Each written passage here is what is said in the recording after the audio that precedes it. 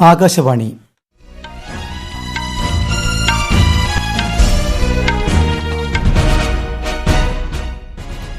നമസ്കാരം. വാർത്തകൾ വായിക്കുന്നത് അനിൽകുമാർ.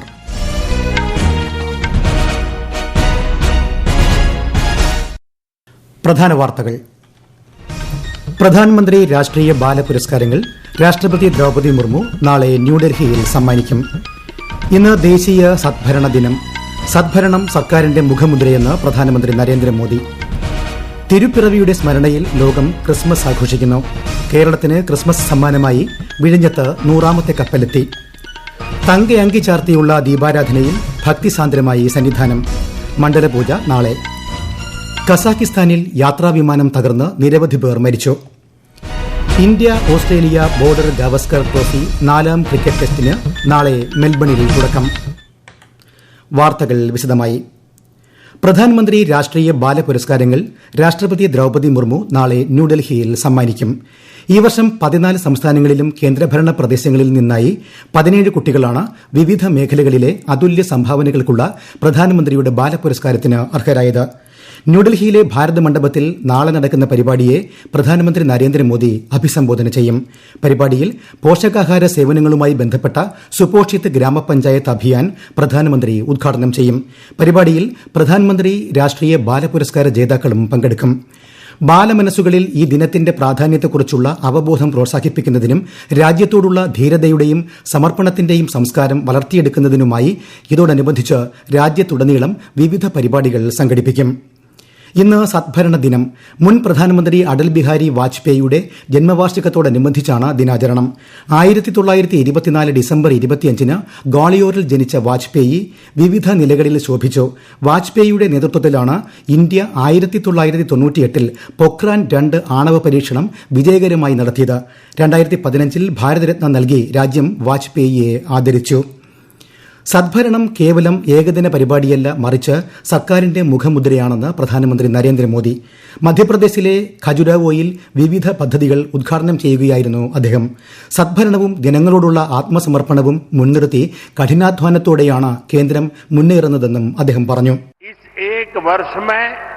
एमपी में विकास को एक नई गति मिली है. आज भी यहाँ हजारों करोड़ रुपए की विकास परियोजनाओं की शुरुआत हुई है. आज ऐतिहासिक केन बेतवा लिंक परियोजना का, दौधन बांध का, ओमकारेश्वर फ्लोटिंग सोलर प्लांट, उसका भी लोकार्पण हुआ है.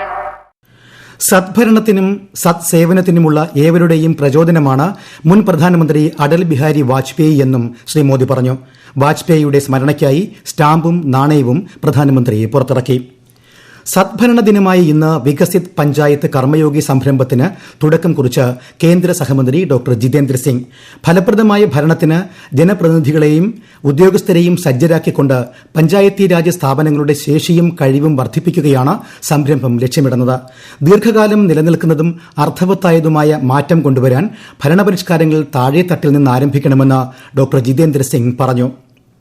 സഹകരണ സംഘങ്ങളെ പ്രോത്സാഹിപ്പിക്കുന്നതിലൂടെ ഗ്രാമീണ സമ്പദ് വ്യവസ്ഥയ്ക്ക് കേന്ദ്ര സർക്കാർ കൂടുതൽ കരുത്തു പകരുകയാണെന്ന് കേന്ദ്ര സഹകരണ മന്ത്രി അമിത്ഷാ. പുതുതായി സ്ഥാപിതമായ 10,000-ലധികം വിവിധോദ്ദേശ പ്രാഥമിക കാർഷിക സഹകരണ സംഘങ്ങൾ, ക്ഷീര മത്സ്യവിഭവ സഹകരണ സംഘങ്ങൾ എന്നിവ രാജ്യത്തിന് സമർപ്പിക്കുകയായിരുന്നു അദ്ദേഹം. देश के त्रिस्तरीय सहकारिता स्ट्रक्चर को अगर सबसे ज्यादा स्ट्रेंथ कोई दे सकता है तो हमारी प्राथमिक कोऑपरेटिव सोसाइटीज दे सकती. और इसलिए सबसे पहला निर्णय हमने करा था कि 2 लाख पैक्स बनाए जाएं. രാജ്യത്തെ ആഭ്യന്തര സുരക്ഷയും സമാധാനവും ഉറപ്പാക്കുന്നതിൽ സിആർപിഎഫ് പ്രധാന പങ്കുവഹിക്കുന്നുണ്ടെന്ന് കേന്ദ്ര ആഭ്യന്തരമന്ത്രി അമിത്ഷാ. ന്യൂഡൽഹിയിൽ സിആർപിഎഫിന്റെ പ്രവർത്തനം അവലോകനം ചെയ്യുകയായിരുന്നു അദ്ദേഹം. നക്സലിസത്തെ നേരിടുന്നതിനൊപ്പം വടക്കുകിഴക്കൻ സംസ്ഥാനങ്ങളിലും ജമ്മുകശ്മീരിലും സമാധാനം പുനഃസ്ഥാപിക്കുന്നതിലും കേന്ദ്ര സായുധ അർദ്ധസൈനിക സേന പ്രശംസനീയമായ പ്രവർത്തനം നടത്തിവരുന്നതായും കേന്ദ്രമന്ത്രി പറഞ്ഞു. സ്വാമിത്വ പദ്ധതിക്ക് കീഴിലുള്ള 50 ലക്ഷം പ്രോപ്പർട്ടി കാർഡുകൾ പ്രധാനമന്ത്രി നരേന്ദ്രമോദി വെള്ളിയാഴ്ച വിതരണം ചെയ്യും. പദ്ധതി ഗുണഭോക്താക്കളുമായി സംവദിക്കുന്ന ശ്രീ മോദി ഓരോ വസ്തു ഉടമയ്ക്കും അവകാശരേഖ കൈമാറും. ഭൂ ഉടമകൾക്ക് വസ്തുവിന്റെ ഈടിന്മേൽ വായ്പകൾ സാധ്യമാക്കാനും സ്വത്തുതർക്കങ്ങൾ കുറയ്ക്കാനും പദ്ധതി സഹായിക്കും. ഈ വാർത്തകൾ ആകാശവാണിയിൽ നിന്ന്. ആകാശവാണി വാർത്തകളും വാർത്താ അധിഷ്ഠിത പരിപാടികളും All India Radio News Thiruvananthapuram YouTube ചാനലിലും at All India Radio News Thiruvananthapuram Facebook പേജിലും AR_News_ തിരുവനന്തപുരം ഇൻസ്റ്റഗ്രാം അക്കൌണ്ടിലും അറ്റ് AR_News_TVM എക്സ് ഹാൻഡിലും ലഭ്യമാണ്. തിരുപ്പിറവിയുടെ സ്മരണയിൽ ലോകം ക്രിസ്മസ് ആഘോഷത്തിൽ. വത്തിക്കാനിൽ ക്രിസ്മസ് കുർബാനയ്ക്കിടെ ഫ്രാൻസിസ് മാർപ്പാപ്പ സെന്റ് പീറ്റേഴ്സ് ബസിലിക്കയിലെ വിശുദ്ധ കവാടം തുറന്നതോടെ കത്തോലിക്ക സഭയുടെ ജൂബിലി ആഘോഷങ്ങൾക്കും തുടക്കമായി. 25 വർഷത്തിലൊരിക്കൽ മാത്രം നടക്കുന്ന ചടങ്ങാണിത്. കേരളത്തിലും ക്രിസ്മസ് വിപുലമായി ആഘോഷിക്കുകയാണ്. ക്രൈസ്തവ ദേവാലയങ്ങളിൽ നടന്ന പാതിരാ കുർബാനകളിലും തിരുപ്പിറവി ചടങ്ങുകളിലും വിശ്വാസികൾക്കൊപ്പം പ്രമുഖ നേതാക്കളും പങ്കെടുത്തു.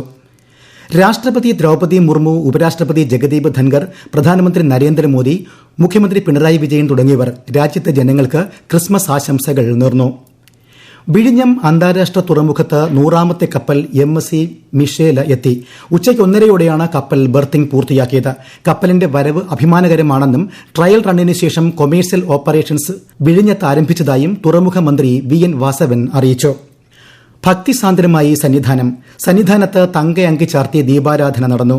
നാളെ ഉച്ചയ്ക്ക് മണ്ഡലപൂജയും നടക്കും. വിശദാംശങ്ങളുമായി ആകാശവാണി പത്തനംതിട്ട ജില്ലാ പ്രതിനിധി ശ്രീജി S. ശ്രീധർ.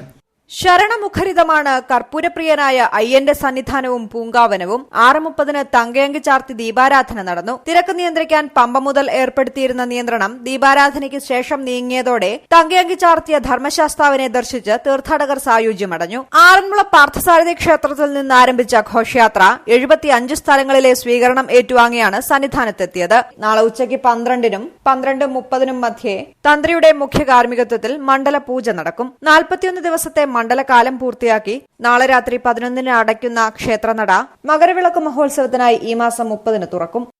കസാഖിസ്ഥാനിലെ അക്തോ വിമാനത്താവളത്തിന് സമീപം യാത്രാ വിമാനം തകർന്ന് നിരവധി പേർ മരിച്ചു. അപകടത്തിൽ 30-ലധികം പേർക്ക് ഗുരുതരമായി പരിക്കേറ്റതായാണ് വിവരം. ഔദ്യോഗിക കണക്കനുസരിച്ച് 62 യാത്രക്കാരും 5 ജീവനക്കാരുമായി അസർബൈജാനിലെ ബാക്കുവിൽ നിന്ന് റഷ്യയിലേക്ക് പോവുകയായിരുന്ന അസർബൈജാൻ എയർലൈൻസിന്റെ വിമാനമാണ് അപകടത്തിൽപ്പെട്ടത്. മൂടൽമഞ്ഞ് കാരണം തിരിച്ചുവിട്ട വിമാനത്തിന് ലാൻഡ് ചെയ്യുന്നതിനിടെ തീപിടിക്കുകയായിരുന്നു. യാത്രക്കാരിലധികവും അസർബൈജാൻ പൌരന്മാരാണ്. സംഭവത്തിൽ അസർബൈജാനും ഖസാക്കിസ്ഥാനും അന്വേഷണം തുടങ്ങി. ഉത്തരാഖണ്ഡിൽ നൈനിറ്റാൾ ജില്ലയിലെ ഭീംതാലിലുണ്ടായ ബസ് അപകടത്തിൽ 4 പേർ മരിച്ചു. 28 പേരുമായി പിത്തോർഗറിൽ നിന്ന് ഹൽദ്വാനിലേക്ക് പോവുകയായിരുന്ന ബസ്സാണ് അപകടത്തിൽപ്പെട്ടത്. പരിക്കേറ്റ 24 പേരിൽ 21 പേരുടെയും നില ഗുരുതരമാണ്. India Australia border Gavaskar trophy 4ാം cricket test നാളെ മെൽബണിൽ ആരംഭിക്കും. ഇന്ത്യൻ സമയം പുലർച്ചെ 5 മണിക്കാണ് മത്സരം.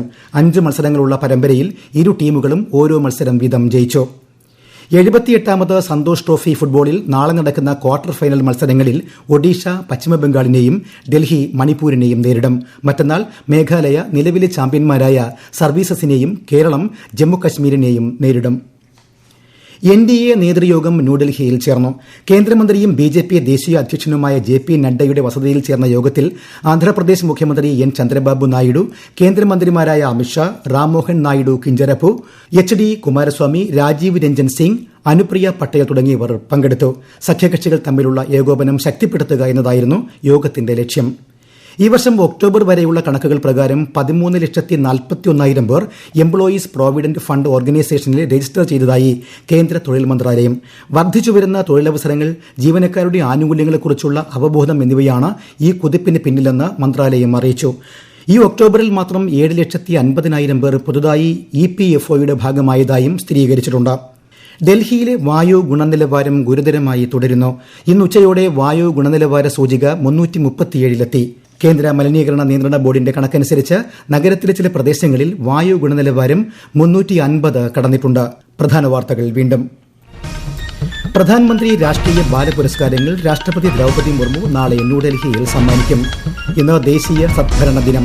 സദ്ഭരണം സർക്കാരിന്റെ മുഖമുദ്രയെന്ന് പ്രധാനമന്ത്രി നരേന്ദ്രമോദി.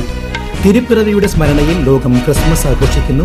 കേരളത്തിന് ക്രിസ്മസ് സമ്മാനമായി വിഴിഞ്ഞത്ത് 100ാമത്തെ കപ്പലെത്തി. തങ്കയങ്കി ചാർത്തിയുള്ള ദീപാരാധനയിൽ ഭക്തിസാന്ദ്രമായി സന്നിധാനം. മണ്ഡലപൂജ നാളെ. ഖസാക്കിസ്ഥാനിൽ യാത്രാ വിമാനം തകർന്ന് നിരവധി പേർ മരിച്ചു. India Australia border Gavaskar trophy 4ാം cricket ടെസ്റ്റിന് നാളെ മെൽബണിൽ തുടക്കം.